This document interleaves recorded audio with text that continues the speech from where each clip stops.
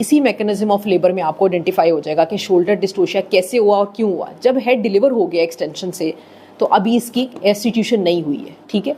Head deliver हो गया और आप वेट कर रहे हैं कि अभी रेस्टिट्यूशन होगी, तो क्या होगा, आपको लग रहा है कि हेड डिसीड बैक कर रहा है, पीछे को जा रहा है, इसे कहते हैं टर्टल नेक साइन। रेस्टिट्यूशन नहीं हुई, ऐसे ये हेड ऑक्सीपिटो एंटीरियर है और हेड रिसीड बैक कर रहा है, रेस्टिट्यूशन नहीं हो रही। इसका मतलब क्या है कि शोल्डर अभी कैविटी में एंटर ही नहीं हुआ है, इनलेट पे एंटर ही नहीं हुआ है, शोल्डर अभी एब्डोमिनल कैविटी के अंदर है, ठीक है, एब्डोमेन में एंटर नहीं हुआ है। तो अब हमारे सारे मैन्यूवर्स वो होंगे जिसमें हमारा फोकस क्या होगा कि शोल्डर एंटर हो जाए कैविटी के अंदर, ठीक है।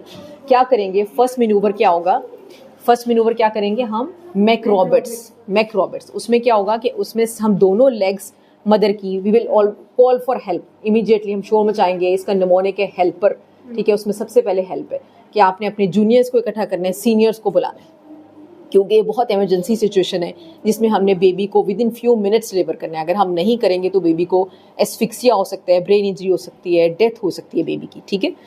हम क्या करेंगे कि सबसे पहले अपने असिस्टेंट को बुलाएंगे और वो क्या करेंगे, लेग पेशेंट की उसके एब्डोमेन के साथ लगा देंगे। उससे क्या फ़ायदा होगा, उससे फ़ायदा हुआ कि जो सेक्रल कर्व है ये फ्लैट हो जाएगा और पेल्विस के अंदर इंक्रीज हो जाएगी, स्पेस ज़्यादा हो जाएगी, जिसकी वजह से आराम से शोल्डर एंटर हो सकेंगे, ठीक है। यहाँ पे जो सॉफ्ट टिश्यू है, अगर सॉफ्ट टिश्यू की वजह से स्पेस थी तो वो और कर्व भी सीधा हो जाएगा, जिसकी वजह से स्पेस ज़्यादा हो जाएगी। This is called McRoberts. बहुत फ़ायदेमंद होता है, 70 to 80% बेबीज़ इसी तरह डिलीवर हो जाते हैं, ठीक है। अगर ये भी फेल हो गया तो फिर हम नेक्स्ट वेट नहीं करेंगे, फ़ौरन सुप्राप्यूबिक प्रेशर देंगे। सुप्राप्यूबिक प्रेशर कैसे देंगे कि हेड अभी ऐसे, ये शोल्डर्स ऐसे हैं, तो हमारा होगा कि हम इंटीरियर शोल्डर की बैक साइड के ऊपर प्रेशर दें, ताकि नीचे की तरफ डाउनवर्ड्स प्रेशर दें, ताकि ये कैविटी के अंदर एंटर हो, ठीक है, इनलेट के अंदर एंटर हो। CPR स्टाइल में देते हैं ऐसे, ठीक है, जिसे कहते हैं रूबिन 1। यानी इसका मतलब ये है कि मकसद ये है कि हमने शोल्डर को इंट्रोड्यूस कराना है कैविटी के अंदर, ठीक है। ये भी अगर इसके साथ अगर ये दोनों प्रोसीजर कंबाइन कर लें तो 80% से ज़्यादा सक्सेस रेट है, ठीक है। लेकिन अगर बेबी इस पर भी डिलीवर नहीं हुआ तो नेक्स्ट मैन्यूवर क्या करेंगे। अब हमारे पास आ जाते हैं इंटरनल मैन्यूवर्स, ठीक है। उसमें क्या है, उसमें है वुड स्क्रू और रूबिन 2। उसमें रूबिन 2 कैसे है कि हमने अपनी 2 फिंगर इंट्रोड्यूस की, जो हम ऊपर से कर रहे थे प्रेशर, हम उसको नीचे से भी कंबाइन कर लेते हैं, ठीक है। हम इसके जो इंटीरियर शोल्डर है उसके बैक के ऊपर प्रेशर देंगे ताकि ये एंटर हो।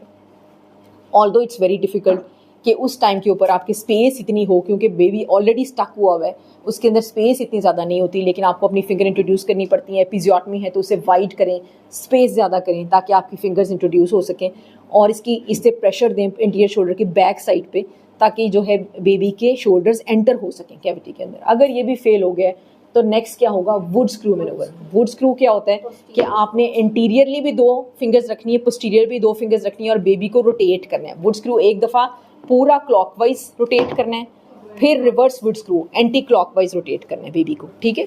2 फिंगर्स आपने इंटीरियर शोल्डर पे आगे फ्रंट पे रखी है, 2 बैक पे रखी है, और बेबी को स्क्रू की तरह रोटेट करना है, clockwise anti clockwise, would screw and reverse would screw.